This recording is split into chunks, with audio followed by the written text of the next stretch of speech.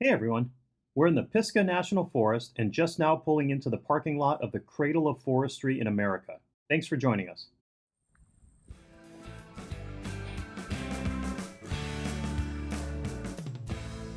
I believe that's another huge fire pit.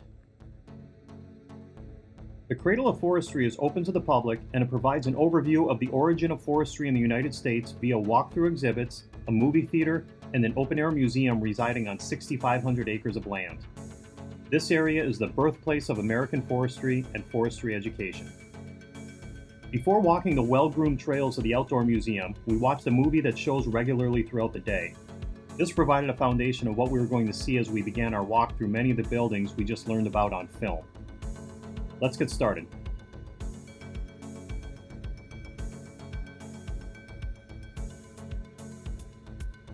I guess we'll need to be on the lookout for snakes. There is a 1-mile Biltmore Campus trail and a slightly longer Forest Festival trail. We chose the Biltmore Campus trail, which takes you to the schoolhouse, the commissary, and a few additional buildings, including the student quarters. We're in an area of the Pisgah Forest that was once part of George Vanderbilt's private grounds of the Biltmore Estate in Asheville. Vanderbilt had more than 120,000 acres of wooded land in western North Carolina. In 1895, he hired German forester Dr. Carl Schenk to manage this land. Schenk first worked under the guidance of Gifford Pinchot, but when Pinchot moved on to work within the U.S. Division of Forestry, Schenk fully took over. This building was where the first forestry school in America was located. Schenk started the Biltmore Forest School in 1898.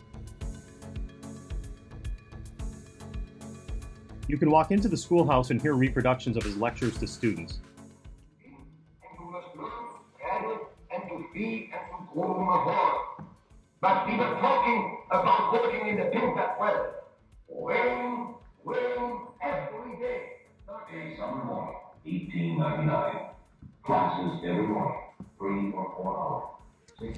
Continuing along the path, you walk below the Pisgah Highway. This is where we're going to see snakes. Luckily, we didn't come across any. Our next stop was the commissary. It was my favorite building to enter as it had props inside to make it look as though you could purchase food and other items. Van Camp's beans were popular way back in the 1890s as well.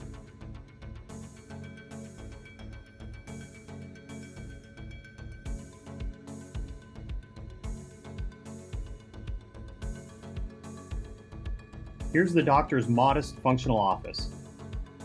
There were no forestry textbooks in the United States when the school was started, so Schenk had to create them through his knowledge and lectures.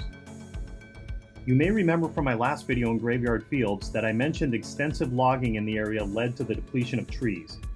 Timber was a lucrative business in the late 19th century, and it was soon realized that regulation around this industry was necessary to avoid deforestation. The education being provided here, what is now the Cradle of Forestry, allowed foresters to better manage the woodlands and to preserve these natural environments for future generations. The Cradle of Forestry was the start of a new era in conservation that spread across the United States. Workers in the forest stayed in these lodgings. This one is the Black Forest Lodge, and just up the path is the students' quarters.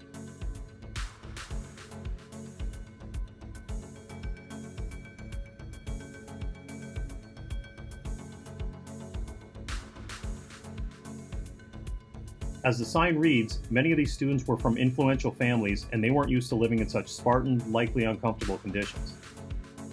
It's rather incredible what all these people did to make sure the wooded lands and national parks we have today still exist. After walking the path and seeing the buildings, we visited the indoor exhibits. Both children and adults can learn a bit about forestry and trees. There are several plaques with easy to understand text about life in nature. The museum has exhibits with mannequins portraying various roles. Here is Dr. Schenk in his office.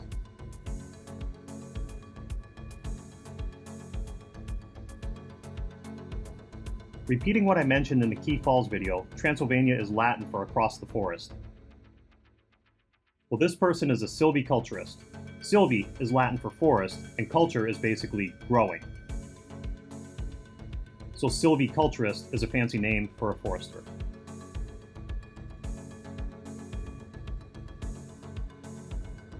Let's not miss the homage to every tree's nightmare.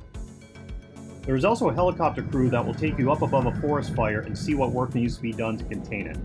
Just watch your head before getting into the back seat.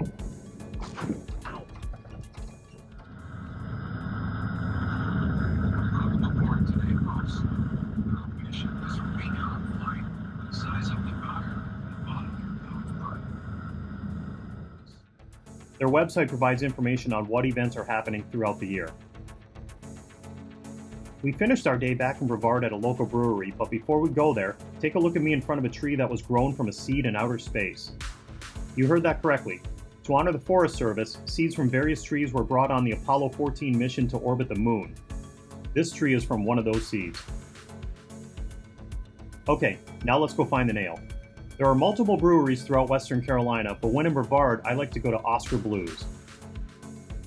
If you're in Longmont, Colorado or Austin, Texas, you also have one of their breweries, but their East Coast operations are right here, and it seemed as though the entire town had stopped in for a pint.